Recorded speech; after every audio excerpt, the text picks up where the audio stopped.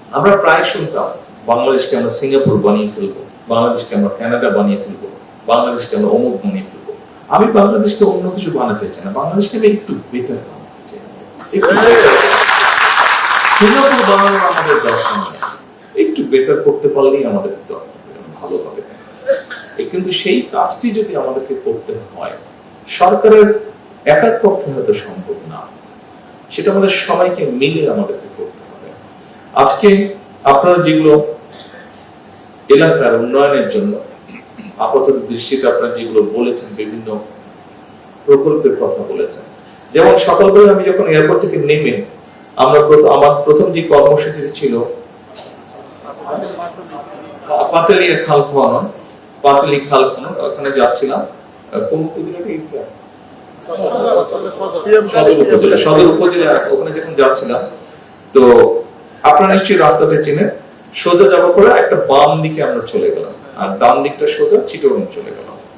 তো বহুদিন পরে এসছি, তো আমি সালাউদ্দিন সাহেব, আমি গাড়ি চালাচ্ছিলাম, সালাউদ্দিন সাহেব আমার পাশে বসে, আমার স্ত্রী এবং সালাউদ্দিন সাহেব এসেছি, ওনারা দুজনে পেছনের সিটে বসেছিলেন, আমরা দুজন সামনে। তো আমি সালাউদ্দিন সাহেবকে জিজ্ঞেস, আচ্ছা এটা কোন রাস্তা, এটা কি চট্টগ্রাম যাওয়ার রাস্তা? উনি বলেন যে হ্যাঁ, এটা চট্টগ্রাম যাওয়ার রাস্তা।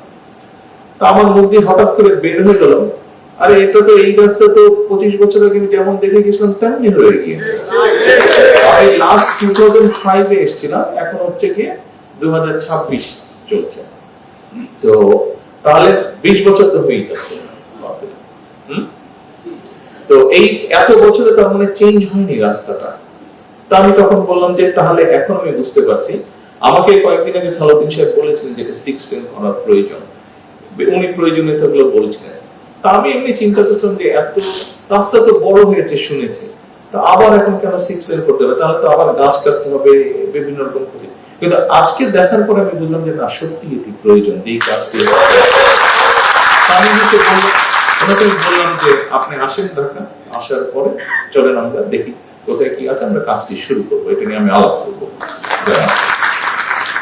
এরকম অনেক কিছু আছে যা আমাদেরকে করতে হবে। আপনি শিক্ষার ক্ষেত্রে বলেন, স্বাস্থ্যের ক্ষেত্রে বলেন, দেশের ব্যবসার প্রসারের ক্ষেত্রে বলেন, যোগাযোগ ব্যবস্থার ক্ষেত্রে বলেন। যেমন ধরেন এই যে এয়ারপোর্টটি আপনারা বললেন এই যে ইন্টারন্যাশনাল করার জন্য, এটা নিয়ে কাজ হচ্ছে, কিছু সমস্যা আছে, ওখানে কিছু মানুষ বসবাস করে, তাদের বিভিন্ন সেটেলমেন্টের বিষয় আছে। এই কাজগুলোর চেষ্টা করা হচ্ছে এগুলোকে সমাধান করার জন্য। আমরা আশা করছি ইনশাআল্লাহ সেপ্টেম্বর নাগাদ এটি চালু হবে। তারপরে আপনারা এখানে মেরিট বিশ্ববিদ্যালয়ে একটি কথা বলেছেন, যেখানে রিসার্চ হবে, হ্যাঁ, ব্লু ইকোনমির উপরে স্পেশালাইজড একটা বিশ্ববিদ্যালয়, এই বিষয়ের উপরে, ব্লু ইকোনমির উপরে, মেরিন সায়েন্সের উপরে।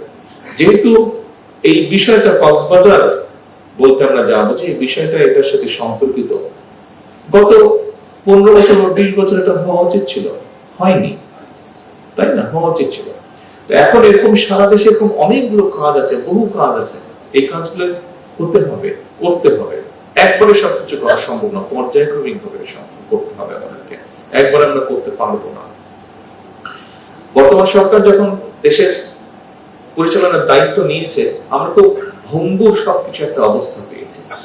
অর্থনৈতিক অবস্থা বলেন, একটা ভঙ্গুর অর্থনৈতিক অবস্থা আমরা পেয়েছি। ব্যাংকের দুর্দশা, দেশের এক্সপোর্টের অবস্থা খারাপ, রেমিটেন্সের অবস্থা খারাপ, দেশের রিজার্ভের অবস্থা খারাপ, একটা ভঙ্গুর অর্থনীতি।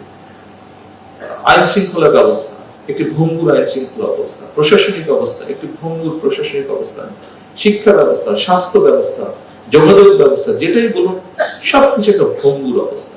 এই ভঙ্গুর অবস্থাগুলোকে বিবেচনা করে, সবকিছু সমস্যা বিবেচনা করে ধীরে ধীরে আমাদেরকে এগোতে হচ্ছে। একই সাথে জনগণের যে প্রত্যাশা, জনগণের যে আকাঙ্ক্ষা, সেগুলোকে আমাদের অ্যাড্রেস করতে হচ্ছে। খবরের কাগজ, নিখাদ, নির্ভীক, নিরপেক্ষ।